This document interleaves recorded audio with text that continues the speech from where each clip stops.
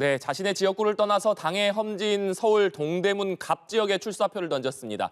당내 경선을 거쳐서 국민의힘 후보로 나선 분인데요.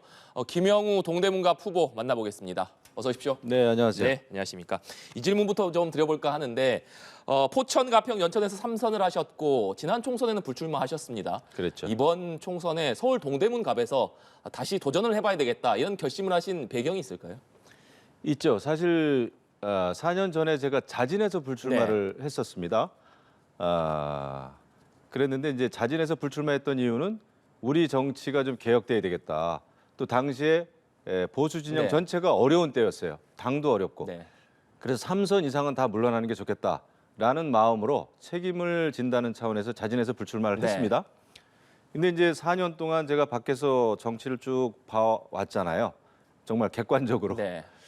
근데 정치가 좋아지기는커녕 더 극단적인 정치, 갈등의 정치, 혐오 정치가 더 많아졌고요. 네. 특히 이제 민주당은 그 다수석 의당이라는 그 명분을 가지고 너무 입법도 마음대로 하고 또 회기 쪼개기 하고 네. 또 방탄국회 만들고 이러다 보니까 국민의힘이 국정 운영에 도움을 그러니까 윤석열 정부에 있어서 국정 운영을 리드하지를 못하더라고요. 그래서 이거는 안 되겠다. 그것 때문에 다시 어렵게 고민을 많이 했습니다만 다시 이제 출마를 하게 됐죠. 네. 21대 국회가 최악의 국회였다는 거는 21대 국회의원들도 스스로가 하고 있는 얘기긴 한데 그런데 많은 분들이 궁금해하시는 게 왜 그렇다면 원래 지역구가 아니라 동대문 갑 국민의힘으로서는 정말 험지 중에 험지인데 왜 이 지역을 선택했는가? 왜 이 지역을 선택하셨습니까? 그렇죠. 제가 말씀드린 대로 국민의힘이 소수다 보니까 국정 운영을 리드를 못하고 계속 끌려가더라고요. 비전도 제시 못하고 이런 상황이라면 한석이라도 국민의힘에 보태는 것이 정치를 했던 정치 경험이 있는 다선 의원으로서 중진 의원으로서는 해야 될 일이다. 그래서 제가 이제 자진해서 불출마한 과거 포천 가평에서 다시 출마할 수는 없고요. 거기는 또 현역 국민의힘 의원이 있기 때문에 그래서 서울로 오게 됐습니다. 그렇다면 왜 동대문 갑인가?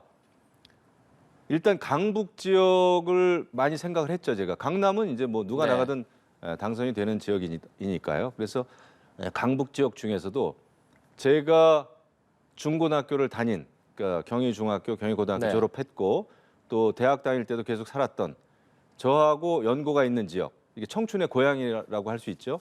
동대문 갑에서 선거 운동을 하는 게 굉장히 좋겠다. 정도 많이 들었고요. 그 지역을 잘 알지 않습니까? 그래서 동대문 갑으로 오게 됐고 동대문 갑 같은 경우에는 계속 3번 연속 민주당이 승리를 해가지고 민주당이 어떤 아성을 쌓은 지역입니다. 근데 정치적으로는 민주당이 성공했을지 모르겠지만은 그 지역 민심이라든지 지역 발전상을 보면은 다른 구에 비해서 많이 뒤처졌습니다. 바로 인근의 성동구에 비해서도 그러니까 주거 환경 만족도라든지 교육 환경 만족도 이런 것이 성동구에 비해서 2012년도에는 동대문구가 앞섰거든요. 2022년도에는 뒤졌습니다. 민주당 저는 정치인들의 책임이 굉장히 크다고 봅니다. 그래서 낙후된 우리 그 청춘의 고향 동대문 갑을 발전시켜야 되겠다라는 차원에서 동대문 갑에 뛰어들었습니다. 네, 청춘의 고향이다라고까지 표현을 해주셨는데 요새 많은 지역민들 만나고 계실 테니까 그럼 선거운동 과정에서 만나는 동대문 갑 지역 주민분들께서는 좀 어떤 말씀을 해주고 계신가요? 딱 3글자입니다. 바꿔라. 이대로는 안 된다. 그러니까 정치적인 많은 문제도 뭐 있는 것도 사실입니다만은 동대문 갑이 크게 변한 게 없다. 타 지역에 비해서 물론 좋아졌겠죠. 과거에 비해서. 근데 과거에 비해서 좋아지는 것은 대한민국 모든 지역이 다 해당되는 거죠. 하지만 상대적인 게 또 있지 않습니까? 상대적인 박탈감. 그러다 보니까 동대문 갑이 동대문 을에 비해서도 지금 굉장히 낙후돼 있어요.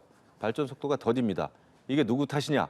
정치인 탓을 많이 합니다. 그래서 물론 정치인들 뭐 노력은 했겠습니다만은 이 주민들, 지역 주민들 기대에 많이 못 미친다. 그래서 이번에는 바꿔야 된다.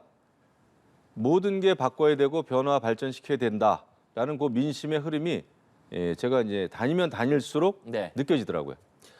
말씀하신 대로 동대문 갑 지역에서는 민주당 안규백 의원이 내리 3선을 했는데 사실 김영 후보 그리고 안규백 후보 언론에서 많이 다룰 때 전직 국방위원장끼리 맞대결이다. 뭐 이런 그렇습니다. 평가도 많이 나옵니다. 상대 후보로서 안규백 후보는 좀 어떻게 평가하고 계십니까? 참 운명이 묘합니다. 제가 사실 국방위원을 처음 이제 초선 때 네. 시작했을 때 그때부터 정치를 같이 시작했어요. 국회에서. 저는 안규백 의원님을 굉장히 인품이 좋고 굉장히 점잖으신 아주 좋은 연령적으로 네. 선배라고 생각을 합니다. 하지만 지역 발전에 있어서는 조금 못 미친다. 좀 아쉬움이 많다 생각을 하고요. 말씀하신 대로 전직 국방위원장들끼리 진검 승부가 됐어요. 근데 보면은 그분도 이제 국가 안보, 국방 굉장히 중요시하는 분입니다. 네. 근데 이제 몇 가지 좀 실망스러운 점도 있었어요, 사실.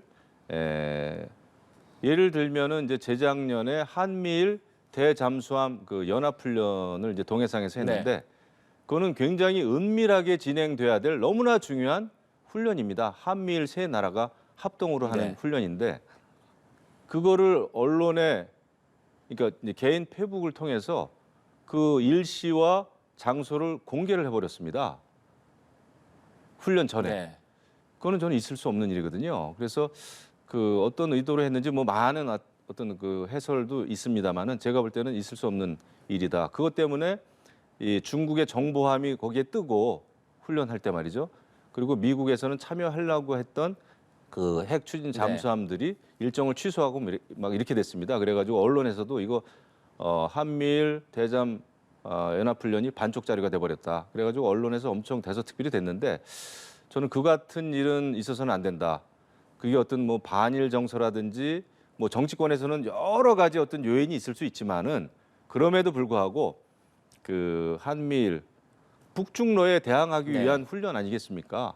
그런 훈련의 일정을 공개한다든지 미리 알린다든지 이것은 저는 용납할 수는 없다. 그때 좀 제가 실망을 좀 했었던 기억이 나는데 전반적으로는 좋은 분이에요. 예. 네, 알겠습니다. 인품 좋고. 네. 계속해서 동대문갑 지역이 상대 다른 지역에 비해서 좀 발전이 더디고 그렇기 때문에 바꿔야 한다는 민심이 많다 이렇게 말씀을 해주셨는데 그렇다면 후보님께서는 어떤 지역 발전에 좀 생각을 가지고 계신지 대표적으로 어떤 공약들을 좀 내세우고 계신지도 소개해 주시면 좋을 것 같습니다.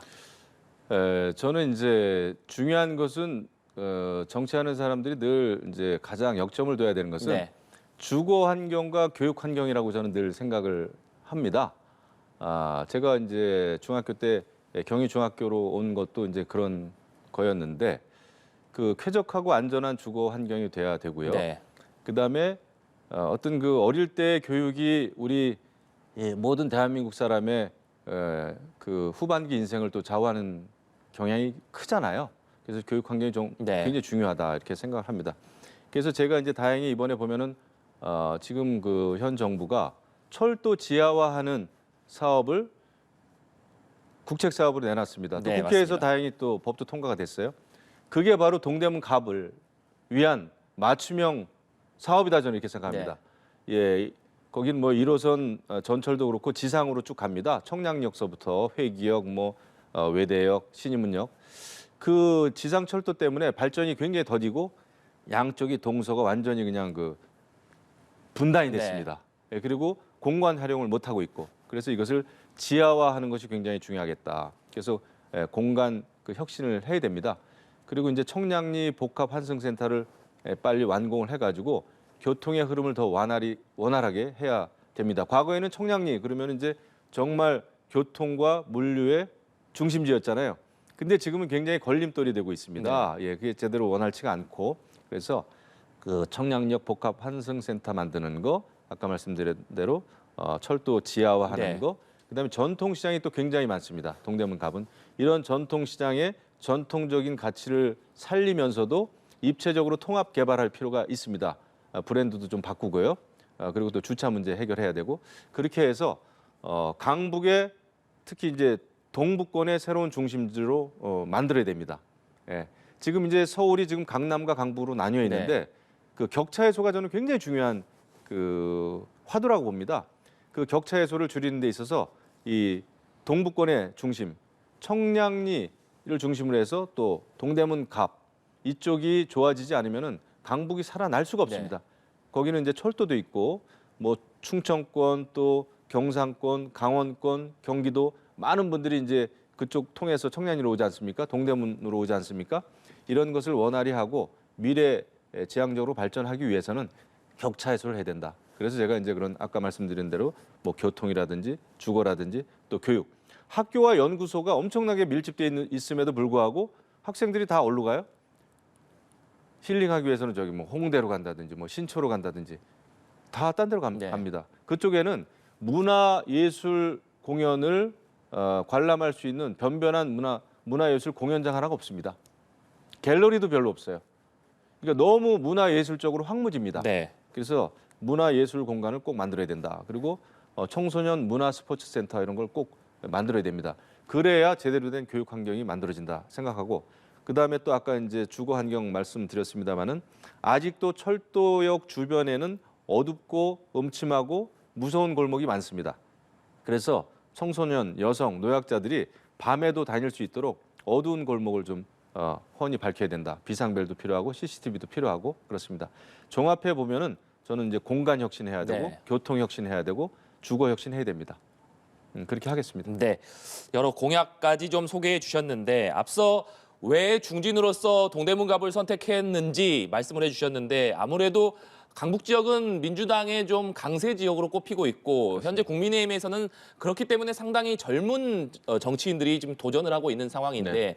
전반적으로 지금 민주당을 넘기 위해서는 강북 지역에 도전하는 젊은 정치인들 어떤 전략을 가져야 된다라고 보십니까? 지금 인근 지역에 뭐 이승환 네. 또 저 도봉 쪽에 이제 뭐 김재섭 또 오신환 또 김병민 저 바로 옆 지역에는 이제 또 김경진 네. 비교적 젊지만 정치 경험이 있고 이런 그 후보들입니다. 그래서 저희들이 이제 의사소통도 많이 합니다만은 이게 지금 12년 이상 그러니까 3번 3선 4선 이상을 민주당이 완전히 장악한 지역이에요. 정치적으로도 완전히 지금 그 격차 해소가 심한 격차가 심한 지역이죠. 이런 지역에서 민주당 12년 집권 동안에 지역에서 민주당이 지배하는 동안에 도대체 지역 발전이 얼마나 일어났나? 길을 가던 사람 붙잡고 물어보면은 열이면 글쎄요. 제가 뭐 정확히는 알 수는 없지만 7, 8분은 굉장히 실망스러운 대답을 합니다. 우리 지역에서는 적어도 그렇습니다. 이걸 바꾸기 위해서는 정치 교체해야 된다. 그리고 지금 이제 오세훈 시장님도 여러 가지 뭐 규제 완화라든지 나름대로 뭐 재건축 또 재개발에 네. 있어서 규제 완화 이런 것도 많이 합니다. 그렇기 때문에 이런 그 오 시장하고 손발을 맞춰서 지역 사업을 활발하게 역동적으로 해낼 수 있는 정치인이 필요합니다. 국회의원입니다. 우리 지역도 마찬가지입니다. 재작년에 국민의힘 또 구청장이 당선이 됐습니다. 이필영 구청장이. 그래서 시장, 구청장하고 손발 맞춰서 일할 수 있는 사업적인 측면에서 저는 그 여당의 국민의힘이 필요하다 이렇게 생각을 합니다. 아마 다른 지역도 똑같이 느끼는 것 같아요. 그래서 이번에 젊은 사람들 다 젊은 후보들 네. 힘을 합쳐가지고 한번 정말 바꿔야 됩니다. 바꿔야 돼. 너무 민주당은 솔직히 과거 가지고 발목 잡고 또 어떤 그 민주화 운동 잠깐 한 거 가지고 너무 그걸 완장시하고 완장처럼 그 특권을 누리려고 하고 막 그렇습니다. 또 갈라치기 하고 이런 정치에서 이제 벗어나 가지고 정치는 결국은 민생 정치에 뿌리를 내릴 때 저는 그 제대로 된 정치라고 생각을 하거든요. 네. 또 격차 해소하고 이런 일에 저희는 힘을 합쳐서 전념할 생각이에요. 네. 현안과 관련해서도 좀 여쭤보겠습니다. 국민의힘에서 5.18 민주화운동 폄훼 논란을 일으킨 도태우 후보 공천이 유지되는 결정이 내려졌고 그리고 또 최근에는 대전에 출마한 조수연 후보의 일제강점기를 옹호하는 듯한 발언이 논란이 되면서 당내에서도 어떤 이런 발언들이 특히나 중도 무당층, 수도권에서 뛰는 후보들에게 악재가 되는 것 아니냐 이런 우려의 목소리들이 나옵니다. 어떻게 보고 계십니까? 그 과거의 발언이 좀 문제가 있었을 수는 있겠어요.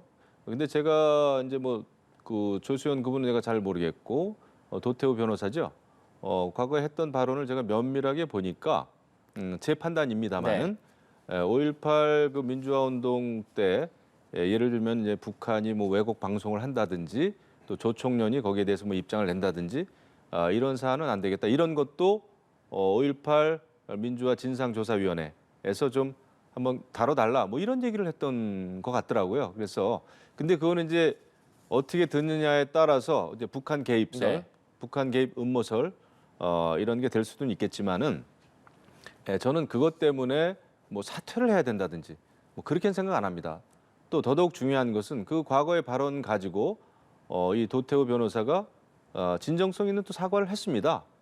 저는 그리고 또 제일 중요한 것은 우리 국민의힘이 5.18 민주화운동 기본 정신에 대해서는 아주 철저하게 네. 원칙을 세웠습니다.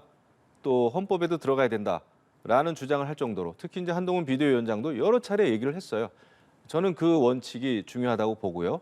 또 도태우 그 변호사가 후보가 스스로 또 사과를 했고 그렇다면은 이것은 조금 그래도 우리가 어느 정도 용인해줘야 될 문제가 아닌가 저는 그렇게 생각합니다. 여기서 뭐 후보가 사퇴하고 그만둔다? 저는 그건 너무나 과한 처사 같아요. 네, 제가 볼 땐 알겠습니다. 그렇습니다. 네, 마지막으로 이번 총선에서 승리하신다면 사선 의원이 되시는 건데 어떤 포부를 가지고 계신지 듣겠습니다. 사선이면 정말 중진 다선 의원입니다. 그러면 거기에 맞는 책임이 굉장히 무거울 거예요. 저는 그 의회 민주주의를 정말 복원시키기 네. 위해서 노력해야 된다 생각합니다. 지금 정치 이대로는 갈 수가 없습니다. 지금의 여당과 야당 이런 그 관계라면은 정말 의회 민주주의가 설 자리가 없을 겁니다. 그래서 저는 의회 민주주의를 복원하고 좀 상식적이고 합리적인 그런 정치가 통해야 되는 그런 정치가 돼야 되는 거죠. 네. 그래서 너무 양극단은 좀 문제가 있다 이렇게 생각하고 저는 그 국민의힘의 한석이라도 보태가지고 어쨌거나 당장 급한 것은 민주당의 의회 폭거 막겠습니다. 그러면서 제가 중진 의원으로서 할 일을 다 하겠다 이런 말씀을 드리고 또 하나는 뭐 지역에서는 일 잘해야 되는 거죠. 그리고 이제 우리 국가가 안고 있는 국가적인 큰 숙제와 네. 과제가 있지 않습니까? 저출산 문제 또 뭐 교육 문제라든지 연금 개혁 문제 이런 그 윤석열 정부가 추진하고자 하는 그런 큰 틀에서의 정책 개선 개혁 이거에 힘을 보태줘야죠. 그런 거 네. 하고 싶습니다. 알겠습니다. 지금까지 서울 동대문갑에서 국민의힘 후보로 뛰고 계신 김영우 후보와 얘기 나눠봤습니다. 오늘 말씀 고맙습니다. 감사합니다.